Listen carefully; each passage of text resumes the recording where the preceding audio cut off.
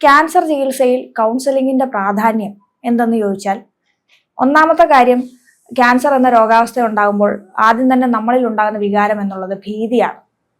ആ ഒരു പേടിയെ നേരിടാനായിട്ട് physically and mentally prepared ആയിട്ടിരിക്കാൻ വേണ്ടിയിട്ടും കൂടെയാണ് ഒരു കൗൺസിലിംഗ് നമ്മൾ രോഗനിർണയത്തിന്റെ സമയത്ത് തന്നെ വേണം എന്ന് പറയുന്നത്. കാരണം രോഗിയേക്കാൾ കൂടുതൽ രോഗിയുടെ കൂടെയുള്ള ബന്ധുക്കൾക്കും ഒക്കെ ഇതുമായിട്ട് ട്രീറ്റ്മെന്റുമായിട്ട് റിലേറ്റഡും ഒക്കെ ആശങ്കകൾ എപ്പോഴും ഉണ്ടാകുന്നതാണ്.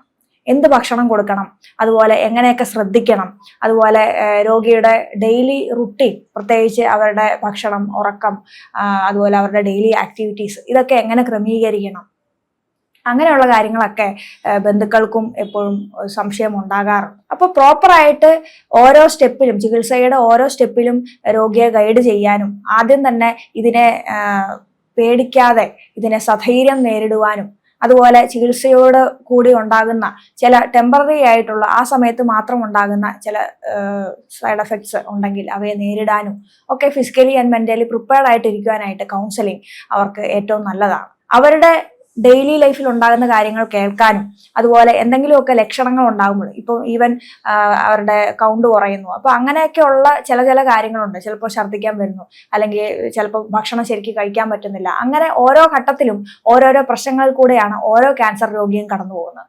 അപ്പോൾ അവരെ ഏറ്റവും അനുകമ്പയോടുകൂടിയും ഏറ്റവും സ്നേഹത്തോടു കൂടിയും കേൾക്കുവാനും അവർക്ക് വേണ്ടി നിലകൊള്ളുവാനും പറ്റുന്നത് ഒരു നല്ല ഒരു കൗൺസിലർക്കാണ്. എപ്പോഴും അവരെ ഒരു വ്യക്തിയായിട്ട് കാണുകയും അവരുടെ ജീവിതത്തിൽ ഉണ്ടാകുന്ന ചേഞ്ചസ് അവയെ അവർക്ക് മനസ്സിലാക്കി കൊടുക്കുവാനും മുന്നോട്ട് പോകാനായിട്ട് ഒരുപാട് മോട്ടിവേഷൻ കൊടുക്കുവാനും ഒക്കെ പറ്റുന്നത് ഒരു കൗൺസിലർക്കാണ്. കാരണം പലപ്പോഴും രോഗിയുടെ ബന്ധുക്കൾ എന്ന് പറയുന്നവര് ഇമോഷണലി ഡൗൺ ആയിട്ടിരിക്കുകയും എങ്ങനെ മുന്നോട്ട് പോകും, സാമ്പത്തികമായിട്ടും അതുപോലെ സാമൂഹികമായിട്ടും പല പല പ്രശ്നങ്ങളിലൂടെ കടന്നു പോവുകയും എങ്ങനെ മുന്നോട്ട് പോകും, ചികിത്സ മുന്നോട്ട് കൊണ്ടുപോകണോ, അല്ലെങ്കിൽ അവരുടെ ഡെയിലി ലൈഫിനെ എങ്ങനെ അവര് മാനേജ് ചെയ്യും എന്നൊക്കെയുള്ള പലതരത്തിലുള്ള പ്രശ്നങ്ങൾ രോഗിയുടെ ബന്ധുക്കൾക്കും ഉണ്ടാകാറുണ്ട്. അപ്പം ഇവയൊക്കെ അഡ്രസ്സ് ചെയ്യാനും ചികിത്സകരുമായിട്ട് ഡിസ്കസ് ചെയ്യാനും ഒക്കെ ഒരു ടീം വർക്ക് ഒരു കൗൺസിലർ ചെയ്യുന്നുണ്ട്.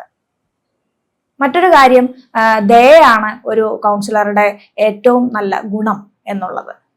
അപ്പൊ ആ ഒരു സഹാനുഭൂതിയോടുകൂടി രോഗിയെ കേട്ടാൽ തന്നെ രോഗിയുടെ പല പ്രശ്നങ്ങൾക്കും പരിഹാരം ഉണ്ടാകാറുണ്ട്. ഒരു ക്യാൻസർ രോഗിക്ക് മുന്നോട്ട് എത്രത്തോളം പോകാൻ പറ്റും ജീവിതത്തിൽ എന്നുള്ളത് എപ്പോഴും അറിയില്ല. അനിശ്ചിതത്വം ഉള്ള ഒരു രോഗം കൂടെയാണ് ക്യാൻസർ എന്നത്.